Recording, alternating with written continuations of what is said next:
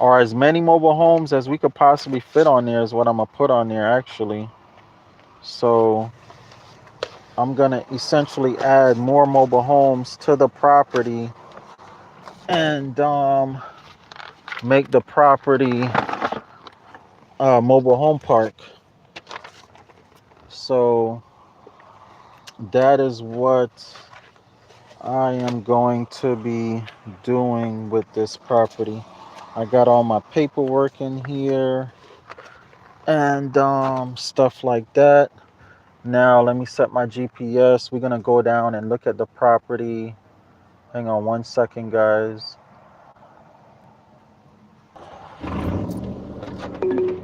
All right. So, hang on 1 second. You know what? Hang on.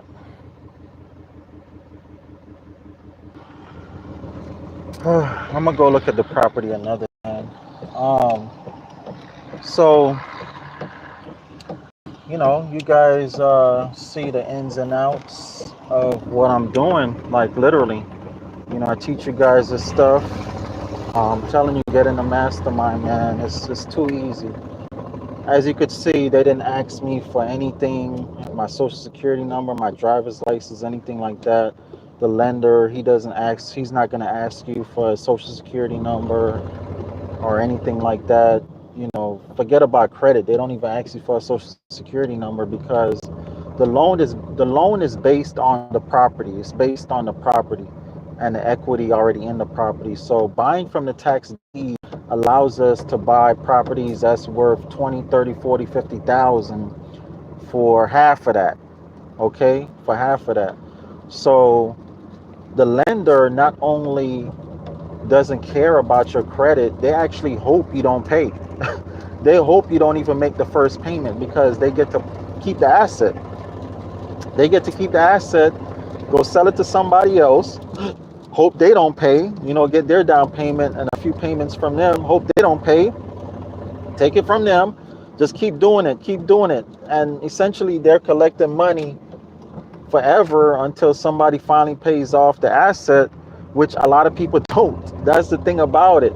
When it comes to homes and property and cars, we all know a lot of people go into foreclosure. They don't pay off they properties. A lot of people get their cars repoed. The only thing about investing in property is it's an asset. It's going up in value. When it comes to cars, they want you to pay. They hope you pay your car note because cars are a liability.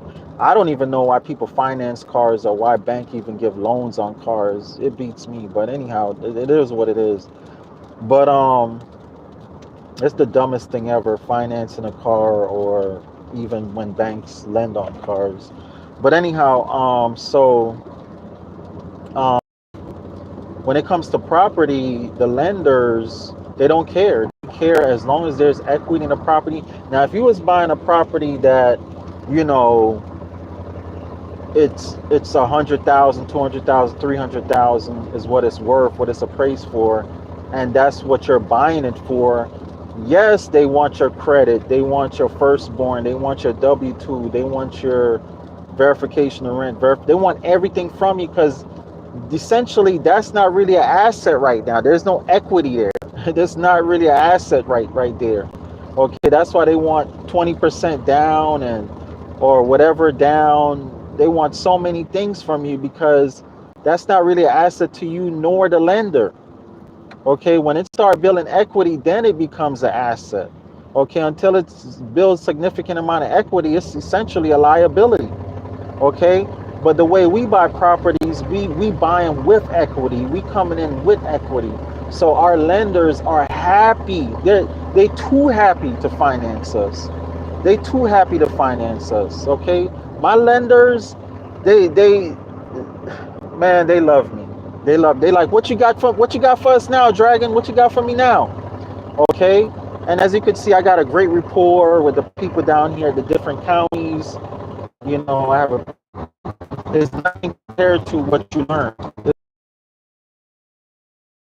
The money that I gave and spent, okay, a course from anybody that gives the net